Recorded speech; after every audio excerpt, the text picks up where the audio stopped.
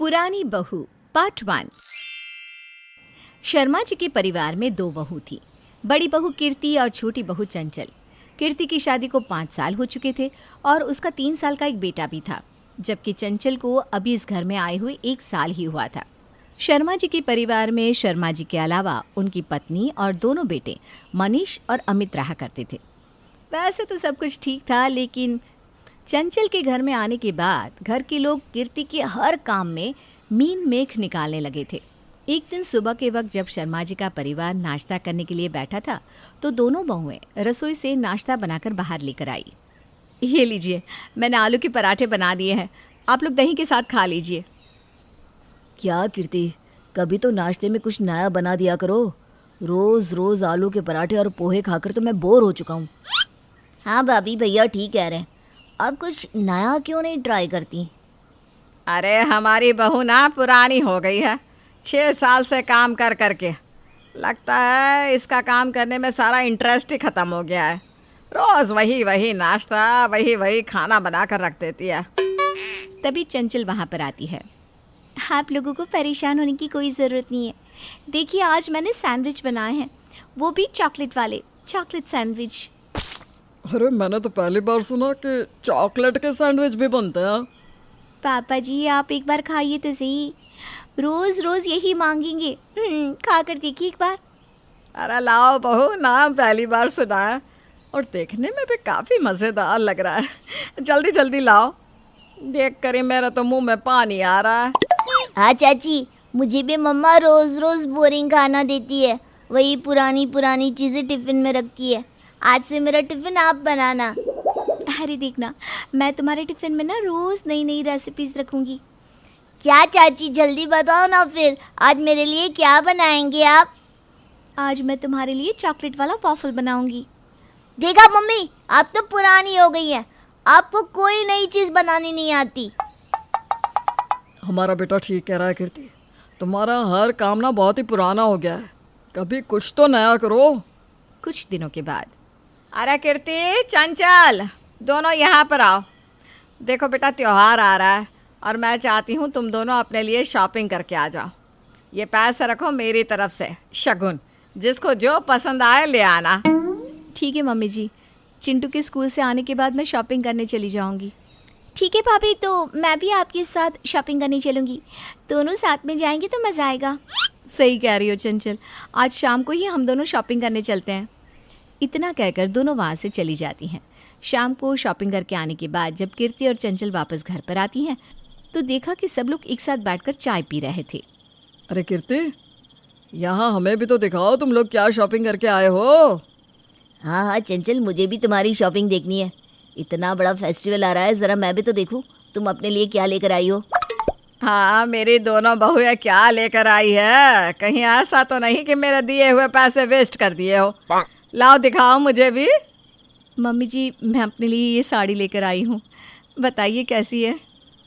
अरे बहू, आजकल के ज़माने में ऐसी साड़ी कौन पहनता है, कितना भारी काम है इसके ऊपर।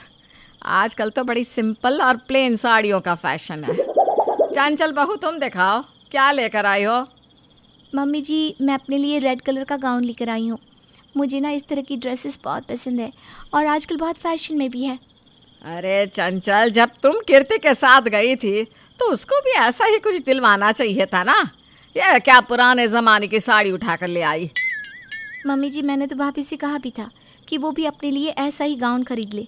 हम दोनों बिल्कुल एक जैसे लगते ना, मॉडर्न बहुएं। क्या हुआ कीर्ति, तुमने चंचल की बात क्यों नहीं मानी? ऐसे पुराने ज़माने टाइप के कपड़े क्यों लेकर आ गई? मम्मी सही तो कह रही है, इस तरह की साड़ियाँ तो कभी मम्मी ने भी नहीं पहनी, पता नहीं कहाँ से लेकर आ गई। भाभी की पसंद काफ़ी पुरानी हो गई है ना। वैसे उनको ना आजकल के ज़माने के और फैशन के बारे में लगता है कुछ पता ही नहीं है। मम्मी, आप ना थोड़ी पुरानी हो गई है, आपको भी चाची की तरफ फैशन वाले कपड़े लेकर आने चाहिए थे। सबकी बातें सुनकर कीर्ति चुपचाप वहाँ से चली जाती है। कीर्ति को समझ में नहीं आ रहा था कि आखिर चंचल के आने के बाद सब लोग उसे बार बार पुरानी बहू क्यों कहते थे, क्योंकि जब तक चंचल इस घर में नहीं आई थी तब तक कीर्ति की लाई हुई सारी चीज़ें सबको बहुत पसंद आती थी। कुछ दिनों के बाद एक दिन सुबह के वक्त, अमित, वैसे हमारी कार ना काफ़ी पुरानी हो गई है आपको नहीं लगता हमें नई कार खरीद लेनी चाहिए? हाँ चंचल, बात तो तुम्हारी ठीक है, लेकिन इसके बारे में हमें भैया भाभी और मम्मी पापा से भी पूछना पड़ेगा ना। चंचल और अमित अपने परिवार वालों के साथ इस बारे में बातचीत करने के लिए उनके पास जाते हैं। भैया, मैं सोच रहा था हम अपनी पुरानी कार बेचकर एक नई कार खरीद लेते हैं। हाँ बेटा, वैसे बात तो तुम्हारी ठीक है। कार काफ़ी पुरानी हो गई है और हमें एक बड़ी गाड़ी चाहिए। घर में इतने सारे लोग हैं, छोटी कार से प्रॉब्लम होती है। हाँ, तुम्हारी मम्मी ठीक कहती है। एक बड़ी कार खरीद लो ताकि अगर सबको कहीं एक साथ बाहर जाना हो तो आराम से उसमें बैठ कर जा सके। लेकिन वो हमारे घर की पहली कार है, हम उसे कैसे बेच सकते हैं? एक काम करते हैं ना, उस कार को भी रख लेते हैं और एक बड़ी कार खरीद लेते हैं। कीर्ति, लेकिन 2 कार का करेंगे क्या? कभी अगर सबको नहीं जाना हुआ तो छोटी कार को यूज़ कर सकते हैं, और जब सबको एक साथ जाना होगा तो बड़ी कार में जा सकते हैं। अरे बहू, लेकिन वो कार बहुत पुरानी हो चुकी है। थोड़े दिनों बाद तो उसकी कोई कीमत भी नहीं मिलेगी। लेकिन मम्मी जी, वो इस घर की पहली और सबसे पुरानी कार है और मुझे तो उससे बहुत ज़्यादा इमोशनल अटैचमेंट भी है। भाभी, आपकी बातें सुनकर लगता है आपको सारी पुरानी चीज़ों से बहुत इमोशनल अटैचमेंट है। क्या मम्मी, आपकी पसंद तो पुरानी हो ही गई है, अब आपको घर की पुरानी चीज़ें भी अच्छी लगने लगी। देखो कीर्ति, एक कार है और तुम इतने पुराने ज़माने के लोगों की तरह बातें कब से करने लगी? अरे अब तो मम्मी पापा भी कह रहे हैं ना कि नई गाड़ी लाना है, तो फिर प्रॉब्लम क्या है? मैं तो उसी दिन कह रही थी ना कि शादी के 6 साल होने से ही हमारी बहू पुरानी हो गई है। पता नहीं आने वाले वक्त में इसका क्या होगा। क्या होगा मिसेस शर्मा की पुरानी बहू का?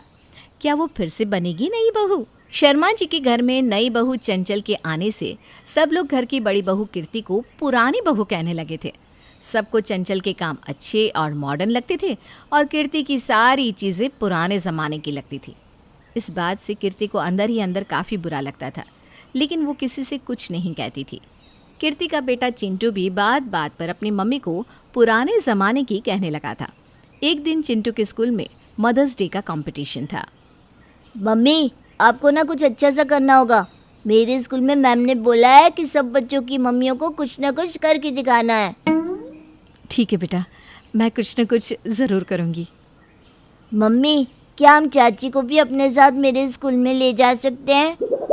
अरे क्यों नहीं बेटा, तो अपनी मैडम से परमिशन ले लेना। कह देना मेरी चाची बहुत अच्छी है और मेरे साथ मदर्स डे के फंक्शन में आना चाहती है। मुझे नहीं लगता कि तेरी मैम मना करेगी। अब ठीक कहती है दादी, अगर चाची भी मेरे स्कूल के फंक्शन में आएंगी ना तो मैं अपने सारे दोस्तों को चाची से मिलवाऊंगा और उनको दिखाऊंगा कि मेरी चाची कितनी मॉडर्न है। हाँ चिंटू, तुम बिल्कुल ठीक कह रहे हो। तुम अपनी मम्मी और चाची दोनों को लेकर जाओ। अगर तुम्हारी मम्मी को कोई प्रॉब्लम आए तो कम से कम तुम्हारी चाची बात तो संभाल लेगी। मनीष की बात सुनकर कीर्ति को बिल्कुल भी अच्छा नहीं लगता, लेकिन वो चिंटू के स्कूल के फंक्शन में चंचल को अपने साथ लेकर जाती है। जब सब लोग फंक्शन से लौट कर आते हैं तो चिंटू का उदास चेहरा देखकर सब लोगों को समझ में आ जाता है कि कुछ न कुछ गड़बड़ ज़रूर हुई होगी। अरे क्या हुआ चिंटू बेटा? सुबह तो तुम इतना खुश होकर स्कूल के फंक्शन में गए थे, अब इतना उदास क्यों लग रहे हो? क्या हुआ चिंटू, अपने चाचा को नहीं बताओगी? मेरा बेटा इतना उदास क्यों है? मैंने मम्मी से कहा था कि फंक्शन में कुछ अच्छा करना। अरे तो क्या कर दिया तुम्हारी मम्मी ने जिसकी वजह से इतने उदास हो? मम्मी ने वही किसी पुरानी फिल्म का पुराना सा गाना गा दिया। बाकी सबकी मम्मियाँ कितनी मॉडर्न थी। आज अगर चाची नहीं होती तो मेरा मजाक ही बन जाता। कीर्ति बहू, बात क्या है? ऐसा तुमने क्यों किया? मम्मी जी, मुझे लगा कि मुझे पुराने गाने गाना बहुत अच्छे से आता है, इसलिए मैंने स्कूल के फंक्शन में पुराना गाना गा दिया, लेकिन ये तो नाराज़ हो गया। वो क्या है ना मम्मी जी, इसमें चिंटू की गलती नहीं है। चिंटू इतने अच्छे स्कूल में पढ़ता है, वहाँ सारे बच्चों की मम्मियाँ काफ़ी मॉडर्न थी। किसी ने डांस किया तो किसी ने कुछ अलग ही करके दिखाया, और भाभी ने किसी पुराने फिल्म का गाना गा दिया, तो बस चिंटू उदास हो गया।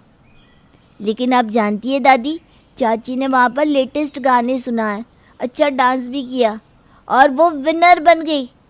मैम ने मम्मी की जगह चाची को प्राइज दिया। तो फिर तो ठीक है ना चिंटू बेटा, तुम्हें तो खुश होना चाहिए। लेकिन सबको पता तो चल गया ना कि मम्मी कितनी पुरानी है। काश मम्मी भी चाची की तरह नहीं होती। इतना कहकर चिंटू वहाँ से चला जाता है। सब लोगों की बात सुनकर एक बार फिर से कीर्ति को बहुत बुरा लगता है। कुछ दिनों के बाद अरे हम सब लोगों को गांव पर जाना है, वहाँ पर बुआ जी के घर पर शादी है, तो सब लोग एक साथ ही चलेंगे। हाँ पापा जी, अब तो बड़ी वाली नई कार भी आ गई है, हम सब एक ही कार में जा सकते हैं। लेकिन सामान बहुत सारा होगा, एक काम करते हैं ना, दोनों कार ले चलते हैं। लेकिन अब पुरानी कार में बैठेगा कौन भाभी? पहली बार इतना दूर जा रहे हैं तो नई कार में बैठने का ही मन है। मनीष, आप, मैं और चिंटू पुरानी कार के साथ सारा सामान लेकर चलेंगे और बाकी के लोग नई कार में बैठकर जाएंगे। अब देखिए, पूरा सामान और घर के सारे लोग एक कार में तो नहीं आ सकते ना। मनीष बेटा, तुम अपनी बहू को पुरानी कार में ही लेकर जाओ। या खुद भी पुरानी हो चुकी है और उसे पुरानी चीज़ें इतनी पसंद है कि अगर नई कार में बैठेंगी ना तो इसकी तबीयत खराब हो जाएगी। अपनी सास की बात सुनकर कीर्ति को बहुत बुरा लगता है, लेकिन वो कुछ नहीं कहती और फिर पूरा का पूरा परिवार दोनों कार लेकर गांव के लिए निकल जाता है। सफ़र की लंबी थकान की वजह से गांव पहुंचने से पहले ही आधे रास्ते में मिसेस शर्मा की तबीयत खराब होने लगती है। क्या हुआ मम्मी, आप ठीक तो है ना? अरे बेटा, मुझे अजीब सी घबराहट हो रही है, तू जल्दी से कार को घर की ओर ले चल। मैं क्या करूं मम्मी, आगे तो रास्ता बहुत संकरा है, ये गाड़ी तो आगे निकल ही नहीं पाएगी। मम्मी जी, मुझे नहीं लगता कि आगे की संकरी गली में ये गाड़ी आगे बढ़ सकती है, आपको थोड़ी देर ऐसे ही रहना होगा। अगर मैं थोड़ी देर और ऐसे रही ना तो मर जाऊंगी। मुझे जल्दी से घर ले चलो, मेरी तबीयत बहुत खराब हो रही है। तभी अचानक वहाँ पर मनीष अपनी कार लेकर पहुँचता है और अपने घर वालों को वहाँ पर खड़ा देखकर हैरान रह जाता है। मनीष जी देखिए तो, सब लोग वहाँ पर रुके हुए हैं, लगता है कोई परेशानी है। क्या हुआ अमित, तुम लोग यहाँ क्यों रुके हो? देखिए ना भैया, मम्मी की तबीयत अचानक खराब होने लगी है और गांव का रास्ता आगे इतना संकरा है कि ये बड़ी गाड़ियाँ निकल ही नहीं सकती। अब हम क्या करेंगे? मम्मी जी को अगर सही टाइम पर डॉक्टर के पास नहीं लेकर गए तो इनकी तबीयत और बिगड़ जाएगी। अरे तो इसमें प्रॉब्लम क्या है? मम्मी जी, आप इस पुरानी कार में आकर बैठ जाइए, ये कार यहाँ के रास्तों पर आराम से निकल जाएगी। हम आपको डॉक्टर के यहाँ ले चलते हैं, बड़ी कार को यहीं छोड़ देते हैं, बाकी के लोग भी धीरे धीरे करके इस कार से घर तक पहुँच जाएंगे। हाँ बहू, तुम सही कह रही हो, हमें ऐसा ही करना चाहिए। थोड़ी देर के बाद छोटी कार में बिठाकर मिसेस शर्मा को डॉक्टर के यहाँ पहुँचा दिया जाता है। उनकी तबीयत जब थोड़ी ठीक होती है तो वो कीर्ति और चंचल दोनों को अपने पास बुलाती है। क्या हुआ मम्मी जी, आप ठीक तो है ना? कीर्ति बहू, मैं तुमसे माफ़ी मांगना चाहती हूँ। चंचल के आने के बाद मैं तुम्हें हर बात में पुरानी बहू कहकर बुलाती थी। तुम्हारा दिल बहुत दुखता होगा, लेकिन तुमने कभी नहीं कहा। भाभी मुझे भी माफ़ कर दीजिए, लेकिन मैंने कभी जानबूझकर कुछ नहीं किया। बस मुझे नई चीज़ों का शौक़ है, लेकिन मैं आपको कभी नीचा नहीं दिखाना चाहती थी। नई चीज़ों के आने से पुरानी चीज़ों की वैल्यू कम हो जाती है, ये मैंने सुना था। और मम्मी जी, मुझे आप लोगों की बात का कोई बुरा नहीं लगा, लेकिन इतना ज़रूर कहूँगी कि पुरानी चीज़ें, पुराना सोना खरा होता है, हमें उसकी कीमत हमेशा समझनी चाहिए।